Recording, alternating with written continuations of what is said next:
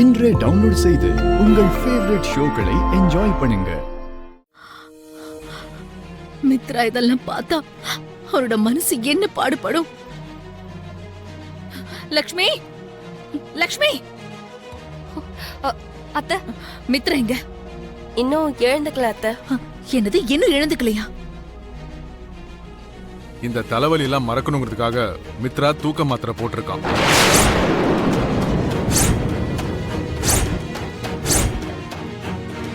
நான் தூக்க மாத்திரை போட்டுக்கல டாட்.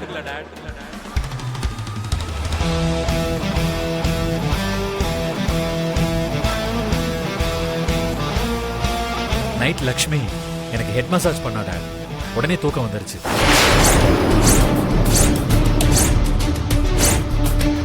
எஸ் டாட், தூக்கத்துக்காக மாத்திரை போடணுங்கிற அவசியம் ஏற்படும்.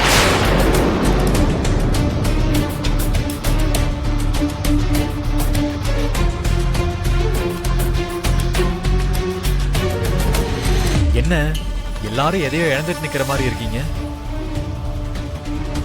மித்ரா, நீ ஓகே தானே? ஐ அம் அப்சல்யூட்லி ஆல் ரைட் மாம். மித்ரா, கொஞ்ச நாளைக்கு இந்த சொசைட்டி உனக்கு எதிரி மாதிரி தான் தெரியும். ஏன்னா உன்னை பத்தி எங்களுக்கு தெரியும். உனக்கு துணையா நிழலா உன் கூட நாங்க இருப்போம். அத மறந்துடாத.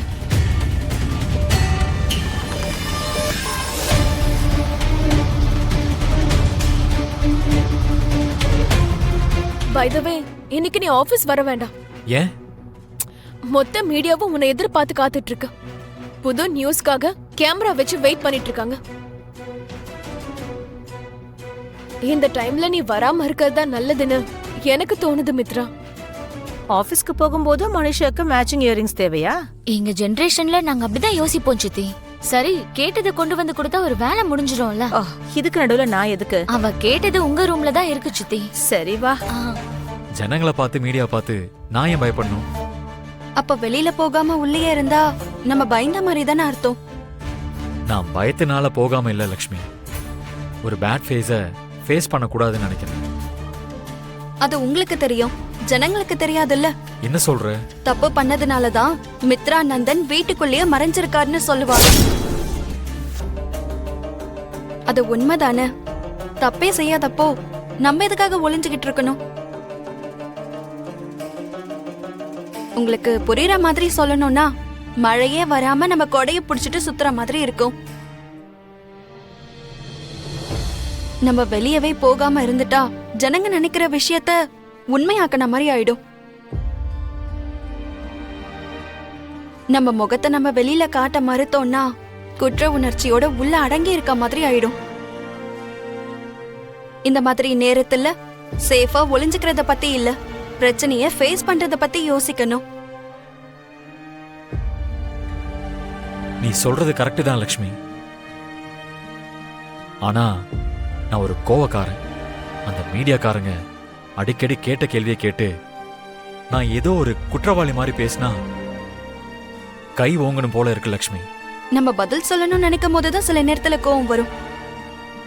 சில நேரங்கள்ல மௌனம் தான் பதிலா இருக்கணும். அப்ப நம்மளோட எமோஷன்ஸும் நம்ம கண்ட்ரோல்ல தான் இருக்கும்.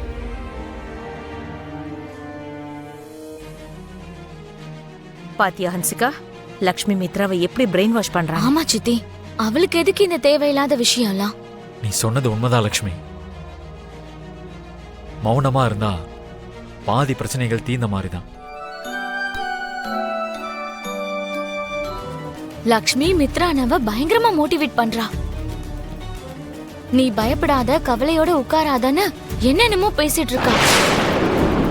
யார் என்ன சொன்னாலும், யார் என்ன மாத்தினாலும் மித்ரா தாய் வார்த்தைய மீற மாட்டா. ஒருவேளை அப்படி மீறினாலும் என்கிட்ட ஒரு வார்த்தை சொல்லிட்டு தான் தன்னோட முடிவை அவன் மாத்திப்பா. ஐயோ அக்கா, நாங்க சொல்றதுல நம்பிக்கை இல்ல. நீங்களே நேர்ல பாருங்க. வாங்க வாங்கக்கா, வாங்க.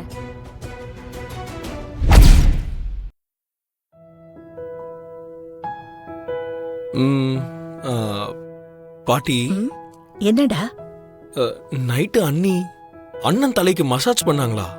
ஆமாடா, அந்த மசாஜ் பண்ணதுனால தூக்க மாத்திரை போடாமலே அவனுக்கு தூக்கம் வந்துருச்சான்.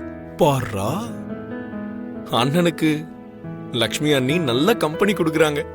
அப்படி சொல்லாதடா, அப்புறம் அந்த ஜோடிக்கு கண்ணு பட்டுடும்.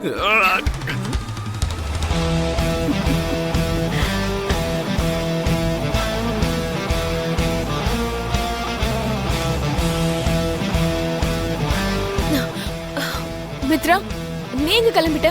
ஆபீஸ்க்கு.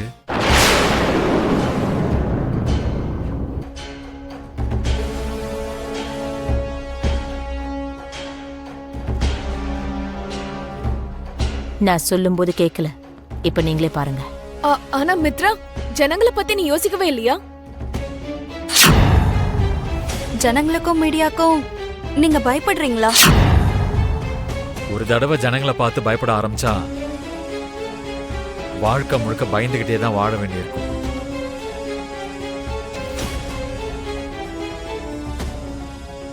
அத பயப்படுறதா நீ எதுக்கு நினைக்கிற?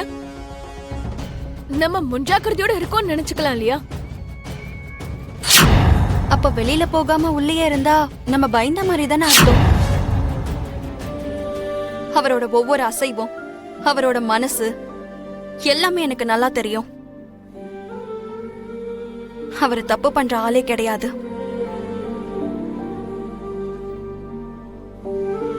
அதுலயும் ஒரு பொண்ணு கிட்ட தப்பா நடந்துக்கிற புத்தி அவர்கிட்ட கண்டிப்பா கிடையாது.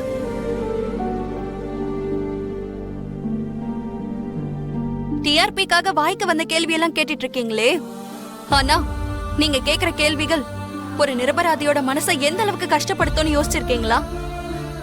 நீங்க கேக்குற ஒவ்வொரு கேள்வி எந்த தப்புமே செய்யாத ஒரு மனுஷனோட மனச எந்த அளவுக்கு ஈட்டி மாதிரி குத்தோன்னு உங்களுக்கு தெரியுமா? ஒரு பொண்ணு வந்து கம்ப்ளைண்ட் கொடுத்ததும் ஒரு ஆணை இத்தனை கேள்வி கேக்குறீங்களே, ஆனா ஒரு ஆண் நான் எந்த தப்பும் செய்யலன்னு தொண்டை கிழிய கத்துனாலும் உங்க யாருக்காதுக்கும் அது ஏன் விழ மாட்டேங்குது? மானம் மரியாதைங்கிறது பொண்ணுக்கு மட்டும் தான் இருக்கும்னு நினைக்கிறீங்களா? இல்ல, அது ஆண்களுக்கும் இருக்கு. நீங்க அர்த்தமே இல்லாம கேக்குற கேள்விகளால அது ஒரு ஆணோட சுய மரியாதையை பாதிக்குது. நீங்க முன்ன பின்ன யோசிக்காம ஒருத்தர் மேல பழி போடுறதுனால அந்த ஆணோட மரியாதை சுக்கு நூறா உடையுது.